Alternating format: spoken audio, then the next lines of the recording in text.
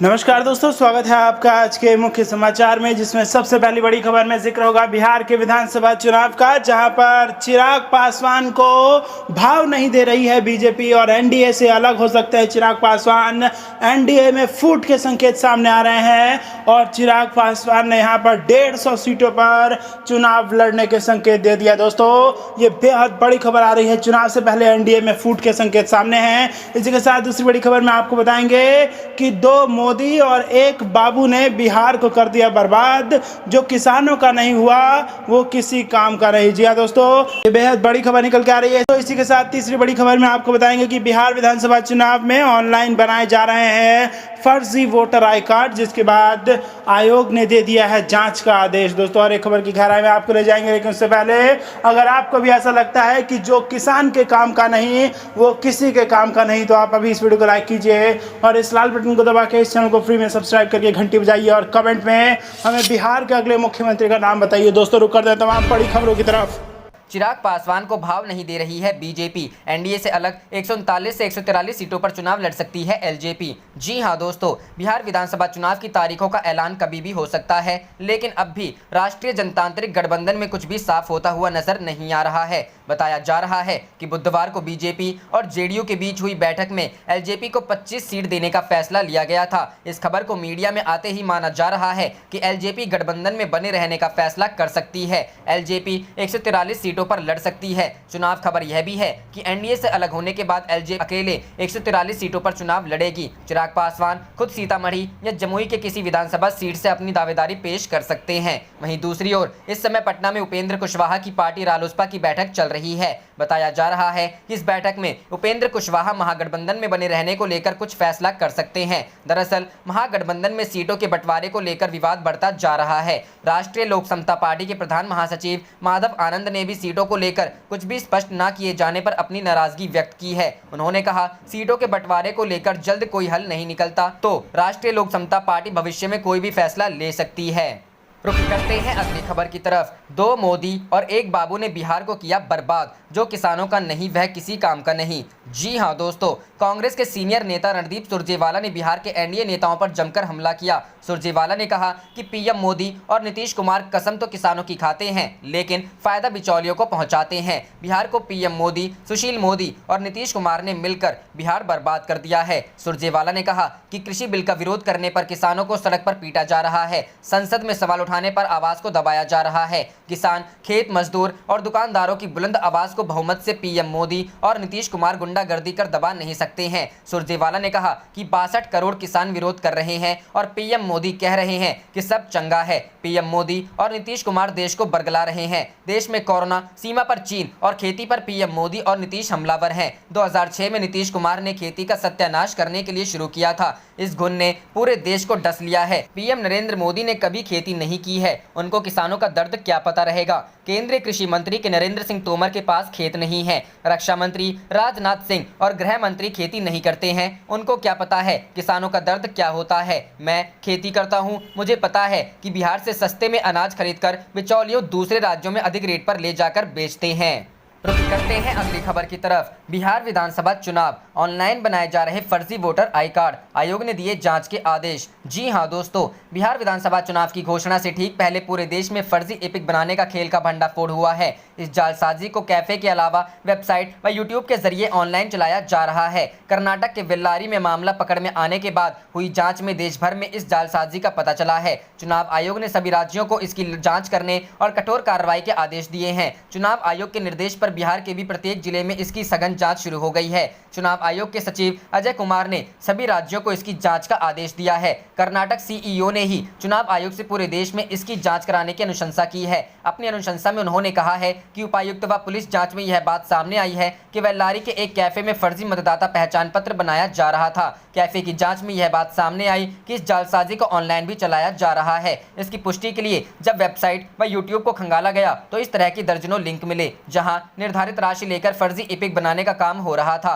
पूरे देश में इसका जाल फैला देख कर्नाटक सीईओ ने चुनाव आयोग से पूरे देश में मामले की जांच की अनुशंसा की और कहा कि फर्जी एपिक के इस खेल से देश की सुरक्षा व चुनाव प्रक्रिया को खतरा है। फर्जी एपिक पर निर्वाचन अधिकारी का जाली हस्ताक्षर, जांच में पता चला कि फर्जी इपिक पर निर्वाचन अधिकारी का हस्ताक्षर जाली है। इसके बाद जांच में पता चला कि वह सेंटर वेबसाइट पर भी दर्ज है और वेबसाइट के जरिए वह इपिक बनाने का ऑर्डर भी ऑनलाइन शुल्क वसूली के बाद लेता है। आगे जांच में पता चला कि यूट्यूब पर इस तरह के करीब आधा दर्जन लिंक हैं जो देश के अलग अलग हिस्सों में इपिक बनाने का काम करते हैं। इसके बाद अधिकारियों ने गूगल में प्रिंट पोर्टल टाइप कर जांच की तो पता चला कि पूरे देश में इस तरह की वेबसाइट का जाल बिछा है जो इपिक तैयार कर ग्राहकों को देते हैं। रुख करते हैं अगली खबर की तरफ। इलाहाबाद हाईकोर्ट का नाम बदलकर प्रयागराज हाईकोर्ट नाम रखने की याचिका खारिज। जी हां दोस्तों, इलाहाबाद हाईकोर्ट का नाम बदलकर प्रयागराज हाईकोर्ट रखने की मांग वाली एक जनहित याचिका को खारिज कर दिया गया है। याचिका को खारिज करते हुए हाईकोर्ट की लखनऊ बेंच ने टिप्पणी की कि उक्त जनहित याचिका मात्र पब्लिसिटी के लिए दाखिल की गई है। यह आदेश न्यायमूर्ति पंकज कुमार जायसवाल और न्यायमूर्ति DK सिंह ने स्थानीय अधिवक्ता अशोक पांडे की याचिका पर दिया। याचिका में कहा गया था कि 16 अक्टूबर 2018 को राज्य सरकार ने इलाहाबाद जिले का नाम बदलकर प्रयागराज कर दिया है। इस अनुसार इलाहाबाद हाईकोर्ट का नाम भी बदला जाना चाहिए। हालांकि न्यायालय ने अपने आदेश में कहा कि संवैधानिक व्यवस्था के तहत हाईकोर्ट का नाम विधायिका के अधिकार क्षेत्र का विषय है। न्यायालय ने यह भी टिप्पणी की कि हम याची पर हर्जाना लगाने से खुद को रोक रहे हैं क्योंकि वह इस न्यायालय का एक कार्यरत अधिवक्ता है। रुख करते हैं अगली खबर की तरफ। रैलियों पर भाजपा का अरबों खर्च लेकिन ऑनलाइन शिक्षण का इंतजाम नहीं, अखिलेश। जी हां दोस्तों, समाजवादी के राष्ट्रीय अध्यक्ष अखिलेश यादव पर चुनावी रैलियों में LED टीवी के इस्तेमाल पर अरबों रुपए खर्च करने का आरोप लगाते हुए पूछा है कि भाजपा सरकारें बच्चों की ऑनलाइन शिक्षा की व्यवस्था क्यों नहीं कर रही है। उन्होंने बीजेपी से ईमानदारी से PM केयर फंड को सार्वजनिक कोष बनाने को कहा है। उन्होंने यह भी याद दिलाया कि उनकी सरकार में युवाओं को दिए गए लैपटॉप आज उन्हें ऑनलाइन शिक्षा दिलाने में मददगार साबित हो रहे हैं। समाजवादी पार्टी द्वारा जारी एक बयान में अखिलेश यादव ने कहा कि कोरोना संक्रमण के इस दौर में अध्ययन और अध्यापन को बनाए रखने के लिए स्कूल और कॉलेज खोलने के बजाय अन्य विकल्पों को आजमाना आवश्यक है। इस मामले में ऑनलाइन शिक्षण प्रणाली प्रभावी है। सरकार को युवाओं को लैपटॉप देकर समाजवादी सरकार को पसंद करना चाहिए और उन्हें उच्च शिक्षा प्राप्त करने में मदद करनी चाहिए। इसी तरह भाजपा सरकारों को भी गरीब परिवारों के छात्रों को स्मार्टफोन, बिजली कनेक्शन और मुफ्त इंटरनेट की सुविधा प्रदान करनी चाहिए। शिक्षकों को घर से डिजिटल शिक्षण के लिए मुफ्त हार्डवेयर, अन्य संसाधन भी प्रदान किए जाने चाहिए। उन्होंने कहा कि भाजपा ने अपने चुनावी घोषणा पत्र में युवाओं को लैपटॉप देने का वादा किया था लेकिन इसका पालन नहीं किया। सभी विश्वविद्यालयों में मुफ्त वाईफाई देने का वादा आज तक पूरा नहीं हो सका। उन्होंने कहा कि वास्तविकता यह है कि भाजपा सरकारों का ऑनलाइन शिक्षा का दावा केवल कागजों तक सिमट कर रह गया है। गाँव में रहने वाले छात्रों को बिजली की आपूर्ति नहीं मिल रही है, बच्चों के पास लैपटॉप या स्मार्टफोन नहीं है, माता पिता के लिए अपने 2-3 बच्चों के लिए स्मार्टफोन खरीदना भी मुश्किल है। रुख करते हैं अगली खबर की तरफ। राफेल पर फिर राजनीतिक बवाल, CAG रिपोर्ट पर कांग्रेस का वार, खुल गई डील की क्रोनोलॉजी। जी हां दोस्तों, राफेल लड़ाकू विमान को लेकर एक बार फिर देश में राजनीतिक घमासान छिड़ता हुआ दिख रहा है। नियंत्रक एवं महालेखा परीक्षक के द्वारा राफेल पर दी गई रिपोर्ट के बाद विपक्ष मोदी सरकार पर हमलावर है। रिपोर्ट में दावा है कि समझौते के तहत डसॉल्ट ने अभी तक तकनीक ट्रांसफर को DRDO तक नहीं पहुँचाया है। यही मुद्दा अब विपक्ष ने लपक लिया है। कांग्रेस नेता रणदीप सुरजेवाला ने गुरुवार को इस मसले पर ट्वीट किया। उन्होंने कहा कि सबसे बड़ी डिफेंस डील की क्रोनोलॉजी खुलना जारी है। CAG रिपोर्ट ने स्वीकारा है कि राफेल ऑफसेट में टेक्नोलॉजी ट्रांसफर पूरा नहीं हुआ है। पहले राफेल का मेक इन इंडिया से मेक इन फ्रांस हुआ और अब DRDP को टेक ट्रांसफर भी नहीं हुआ, लेकिन मोदी जी कहेंगे सब चंगासी। सुरजेवाला के अलावा पूर्व गृह मंत्री P चिदम्बरम ने भी इसको लेकर सवाल खड़े किए। P चिदम्बरम ने लिखा कि CAG ने पाया कि राफेल विमान के विक्रेताओं ने ऑफसेट अनुबंध के तहत प्रौद्योगिकी हस्तांतरण की पुष्टि नहीं की है। ऑफसेट दायित्वों को 23 सितंबर 2019 को शुरू होना चाहिए था और पहली वार्षिक प्रतिबद्धता 23 सितंबर 2020 तक पूरी होनी चाहिए थी, जो कि कल थी। क्या सरकार बताएगी कि वो दायित्व पूरा हुआ कि नहीं? क्या CAG ने जटिल समस्याओं का पिटारा खोलने वाली रिपोर्ट दी है? गौरतलब है कि जब मोदी सरकार ने फ्रांस के साथ राफेल विमानों को लेकर नई डील की थी, तब से ही इस पर राजनीतिक बवाल जारी है। कांग्रेस नेता राहुल गांधी ने इस मसले पर अगुवाई करते हुए प्रधानमंत्री नरेंद्र मोदी पर आरोपों की झड़ी लगा दी थी और डील में भ्रष्टाचार का आरोप लगाया था। 2019 का लोकसभा चुनाव भी इसी मसले पर लड़ा गया। रुख करते हैं अगली खबर की तरफ। कृषि विधेयकों पर कांग्रेस का हल्ला बोल, मोदी सरकार के खिलाफ शुरू किया जन आंदोलन। जी हां दोस्तों, केंद्र सरकार के कृषि विधेयकों के खिलाफ कांग्रेस ने अब खुलकर मोर्चा खोल दिया है। मानसून सत्र में पास किए गए कृषि विधेयकों को लेकर कांग्रेस ने ऐलान किया है कि वो आज से इन विधेयकों के खिलाफ अगले 2 महीने तक देश भर में जन आंदोलन छेड़ेगी। गौरतलब है कि 3 में 2 कृषि विधेयक लोकसभा में पास होने के बाद जब बीते रविवार को राज्यसभा में ध्वनि मत से पारित किए गए तो सदन में भारी हंगामा हुआ था। विपक्ष के हंगामे पर सभापति वेंकैया नायडू ने कार्रवाई करते हुए राज्यसभा के 8 सांसदों को पूरे मानसून सत्र के लिए निलंबित कर दिया। इसके बाद कांग्रेस ने अब इस मुद्दे को लेकर सड़कों पर उतरने का फैसला लिया है। श्रेणीबद्ध तरीके से 2 महीने तक चलेगा आंदोलन। एचटी की खबर के मुताबिक इस बारे में जानकारी देते हुए कांग्रेस नेता केसी वेणुगोपाल ने बताया, किसानों के समर्थन में पार्टी देश भर में श्रेणीबद्ध तरीके से अलग अलग कार्यक्रम आयोजित करेगी। गुरुवार को प्रेस कॉन्फ्रेंस से आंदोलन की शुरुआत की जाएगी, जो आगे भी जारी रहेगी। इसके बाद 28 सितंबर को हर राज्य में कांग्रेस नेता राजभवन तक मार्च कर कृषि विधेयकों के खिलाफ राष्ट्रपति को संबोधित करते हुए राज्यपाल को ज्ञापन सौंपेंगे। 2 अक्टूबर को महात्मा गांधी और पूर्व पीएम लाल बहादुर शास्त्री की जयंती को कांग्रेस पार्टी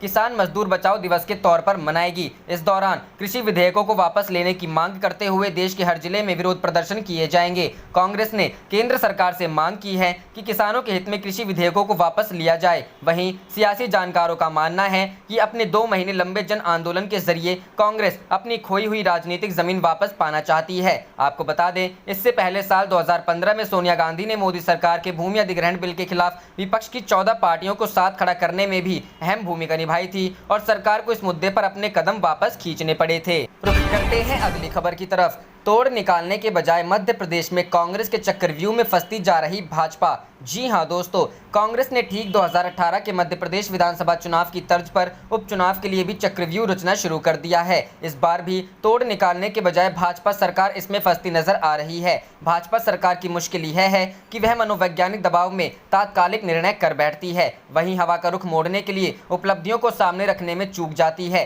किसान कर्ज माफी और ओबीसी को 27% आरक्षण सहित कोरोना काल की मुश्किलों को लेकर कांग्रेस लगातार उसे घेर रही है। मामला ताजा है। प्रदेश कांग्रेस अध्यक्ष कमलनाथ ने किसान कर्ज माफी पर घेरा तो शिवराज सरकार ने दबाव में आकर कई लोग लुभावन घोषणाएं कर दी। किसान सम्मान निधि में प्रदेश के किसानों को हर साल 10,000 रुपए मिलेंगे। सहकारी बैंकों को कर्ज माफी की बकाया राशि भी दी जाएगी। 2018 के चुनाव से पहले शिवराज सिंह चौहान किसानों के लिए भावांतर भुगतान योजना लाए थे, जो कांग्रेस के कर्ज माफी के वादे के आगे टिक न सकी। किसानों का बड़ा वर्ग प्राकृतिक आपदा में शिवराज सरकार के अधिक से अधिक मुआवजे को भी भूल गया था। दरअसल कमलनाथ के चक्रव्यूह में सरकार किसानों के एक वर्ग को खुश करने में लगी हुई है, जिससे दूसरे वर्ग की नाराजगी का खतरा है। ऐसे में किसान 2 खेमों में बटेंगे तो शिवराज सरकार की मुश्किलें बढ़ेंगी ही। रुक करते हैं अगली खबर की तरफ। एयर टिकट की रकम लौटाने के तरीके पर सुप्रीम कोर्ट ने मोदी सरकार से मांगा जवाब। जी हां दोस्तों, justice Ashok Bhushan, justice R Subhash Reddy और जस्टिस एम.आर. शाह की पीठ ने कहा कि उसका सरोकार धन लौटाने और लॉकडाउन के दौरान बुक किए गए टिकटों का पैसा नहीं लौटाने के सवाल तक सीमित है। गैर सरकारी संगठन प्रवासी लीगल सेल की ओर से वरिष्ठ अधिवक्ता संजय हेगड़े ने कहा कि अगर कोई एयर इंडिया और इंडिगो आदि विमान से यात्रा के लिए टिकट बुक कराता है, भारत से बाहर जाता है, तो उसी स्थिति में नागरिक उड्डयन महानिदेशालय का यह हलफनामा लागू होगा। उन्होंने कहा कि महानिदेशालय को उन लोगों को भी धन वापसी के लिए इसमें शामिल करना चाहिए जिन्होंने खाड़ी के देशों जैसे गंतव्यों से भारत लौटने के लिए टिकट बुक कराए थे। इसलिए इस विवाद को हल करने की आवश्यकता है। नागरिक उड्डयन मंत्रालय और डीजीसीए की ओर से सॉलिसिटर जनरल तुषार मेहता ने कहा कि सरकार ने सभी की भलाई को ध्यान में रखते हुए टिकटों का पैसा लौटाने का फैसला लिया है और इसका उचित समाधान निकाल लिया जाएगा। मेहता ने कहा कि यात्रियों और विमान कंपनियों के हितों को ध्यान में रखते हुए ही निर्णय लिया गया है। रुक करते हैं अगली खबर की तरफ। कोरोना का खौफ, सऊदी अरब ने भारत से आने जाने वाली फ्लाइट्स पर लगाई रोक। जी हां दोस्तों, कोरोना वायरस के बढ़ते खतरे को देखते हुए सऊदी अरब ने भारत से आने जाने वाली उड़ानों पर रोक लगा दी है। भारत के साथ ही ब्राजील और अर्जेंटीना से भी यात्रियों के आने जाने पर पाबंदी लगाई गई है। सऊदी अरब के नागरिक विमानन महाप्राधिकरण द्वारा जारी आदेश में कहा गया है कि कोरोना के खतरे को देखते हुए भारत, ब्राजील और अर्जेंटीना से आने जाने वाली उड़ानों को अस्थायी तौर पर निलंबित किया जा रहा है। इसमें ऐसे व्यक्ति भी शामिल हैं जो सऊदी अरब आने से 14 दिन पहले उपरोक्त किसी भी देश में गए हैं। हालांकि जिन यात्रियों के पास सरकार की तरफ से आधिकारिक न्योता है उन्हें इस प्रतिबंध से छूट मिलेगी। जॉन्स हॉपकिंस यूनिवर्सिटी के अनुसार सऊदी अरब में कोरोना के 3,30,798 मामले दर्ज किए गए हैं। सऊदी अरब और यूएई में बड़ी संख्या में प्रवासी भारतीय रहते हैं। ऐसे में सऊदी अरब का यह फैसला भारतीयों के लिए मुश्किल पैदा कर सकता है। गौरतलब है कि यूएई सरकार के नियमों के अनुसार भारत से यात्रा करने वालों को यात्रा से 96 घंटे पहले RT-PCR टेस्ट कराना होता है और उन्हें कोरोना नेगेटिव का सर्टिफिकेट रखना भी जरूरी है। कुछ दिन पहले एयर इंडिया एक्सप्रेस ने कहा था कि दुबई नागरिक विमानन प्राधिकरण ने 28 अगस्त और 4 सितंबर को ऐसे यात्रियों को लाने के कारण उनकी उड़ान पर 24 घंटे की रोक लगाई थी जिसके पास सर्टिफिकेट थे। करते हैं अगली खबर की तरफ।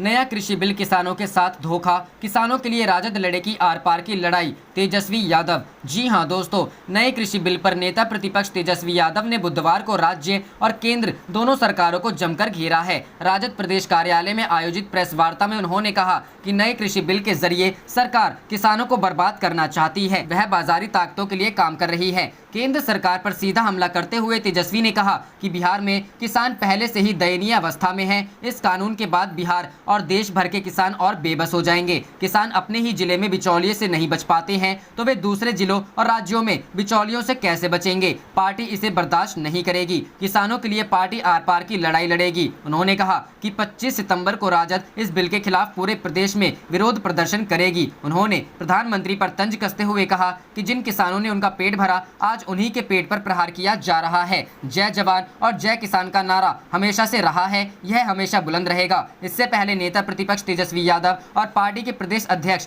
जगदानंद सिंह ने राजद कार्यालय से प्रचार रथ को भी हरी झंडी दिखाकर रवाना किया। तेजस्वी ने कहा कि प्रचार वाहन घूम घूम कर डबल इंजन सरकार की किसान विरोधी नीतियों का पर्दाफाश करने का काम करेगा। उन्होंने सरकारी खर्च पर चुनाव प्रचार सामग्री का भी मुद्दा उठाया और कहा ऐसा करने वाले अपनी हार पहले ही मान चुके हैं, हालांकि यह अनैतिक कृत्य है। रुक करते हैं अगली खबर की तरफ। तेजस्वी का सीएम नीतीश से सवाल, प्रधानमंत्री ने जो एनडीए पर सवाल उठाया था उस रिपोर्ट का क्या हुआ। जी हां दोस्तों, नेता प्रतिपक्ष तेजस्वी यादव ने कृषि बिल के बहाने केंद्र और राज्य सरकार पर बड़ा निशाना साधा है। उन्होंने कहा है कि एनडीए के डबल इंजन की सरकार किसान, मजदूर और नौजवान विरोधी है। केंद्र सरकार ने जो 3 कृषि विधेयक लाए उसका देश भर के किसान विरोध कर रहे हैं। इससे नाराज केंद्र सरकार की सहयोगी मंत्री हरसिमरत कौर बादल ने भी अपने पद से इस्तीफा दे दिया। उन्होंने आगे कहा कि इस विधेयक से बिहार के किसान भी हताश हो गए हैं। आने वाले समय में बिहार के किसान उनसे चुन चुन कर बदला लेंगे। तेजस्वी यादव ने उप मुख्यमंत्री सुशील कुमार मोदी को भी आड़े हाथों लेते हुए कहा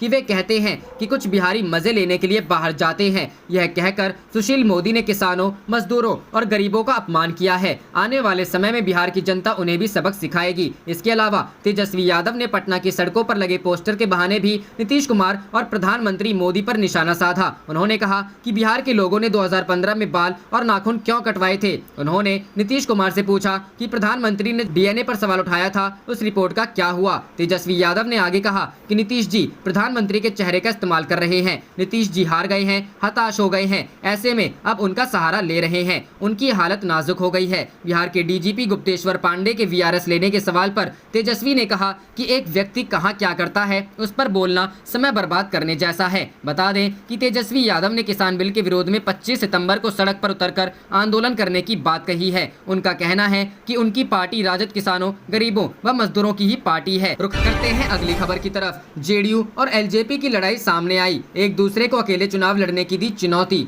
जी हां दोस्तों, बिहार विधानसभा चुनाव के पहले एनडीए के घटक दल जेडीयू और लोजपा के बीच शुरू हुई खटास अब और खुलकर सामने आने लगी है। इसी क्रम में बुधवार को दोनों दल के नेताओं ने एक दूसरे की पार्टी को विधानसभा चुनाव में अकेले लड़ने की चुनौती दे डाली। सीतामढ़ी से जेडीयू सांसद सुनील कुमार पिंटू ने कहा कि लोजपा मन में गलफत में नहीं रहे, अगर उसे कोई गलतफहमी है तो वह अकेले चुनाव लड़के देख ले, समझ में आ जाएगा। उन्होंने लोजपा के इस बयान पर नाराजगी जताई कि जिसमें कहा गया कि मुख्यमंत्री नीतीश कुमार भी बिहार विधानसभा का चुनाव लड़े। उन्होंने कहा कि नीतीश कुमार वर्ष 1985 में ही विधानसभा का चुनाव लड़के जीत चुके हैं। उस समय चिराग पासवान 2-3 साल के बच्चे थे। नीतीश कुमार पर कोई भी टिप्पणी करने से पहले चिराग पासवान को अपनी हकीकत को भी देख लेनी चाहिए। वहीं लोजपा के प्रवक्ता अशरफ अंसारी ने सुनील कुमार पिंटू पर गहरा ऐतराज जताते हुए कहा कि जेडीयू वर्ष 2014 का लोकसभा चुनाव याद कर ले। जेडीयू को हिम्मत है तो वह विधानसभा का चुनाव अकेले लड़के देख ले, जनता जेडीयू को सबक सिखा देगी। उन्होंने यह भी कहा कि वर्ष 2019 में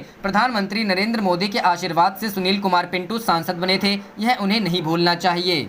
रुक करते हैं अगली खबर की तरफ। बिहार के सरकारी स्कूल से मिली शराब की बड़ी खेप, हेडमास्टर समेत 3 गिरफ्तार। जी हां दोस्तों, बिहार के पूर्वी चंपारण के एक सरकारी स्कूल से शराब की बड़ी खेप बरामद की गई है। पुलिस ने इस मामले से जुड़े 3 लोगों को गिरफ्तार किया है। प्राप्त जानकारी के अनुसार तेतरिया थाना क्षेत्र के काशी पकड़ी मध्य विद्यालय में मंगलवार रात छापेमारी कर पुलिस ने वहां छिपाकर रखी गई 169 कार्टन विदेशी शराब जब्त की। विद्यालय के प्रधानाध्यापक शिव शंकर प्रसाद, शिक्षिका पति काशी पकड़ी गाँव निवासी राजेंद्र रजक को गिरफ्तार किया गया। पकड़ी दयाल डीएसपी सुनील कुमार सिंह का कहना है कि शराब के धंधा में गिरफ्तार शिक्षकों की संलिप्तता पाई गई है। मोतीपुर के 2 शराब माफियाओं के नाम भी सामने आए हैं। कुछ लोकल धंधेबाज हैं। शिक्षकों की निशानदेही पर अन्य लोगों की गिरफ्तारी के लिए छापेमारी जारी है। विद्यालय की चाबी प्रधान अध्यापक के पास थी। एचएम को उसके गांव घेगवा से बुलाकर ताला खुलवाने पर स्कूल के कमरे से शराब बरामद की गई। पूछताछ के दौरान शिक्षक ने कई लोगों का नाम बताया है। गिरफ्तार एचएम शिवशंकर प्रसाद व राजेंद्र रजक को न्यायिक हिरासत भेज दिया गया। पुलिस का कहना है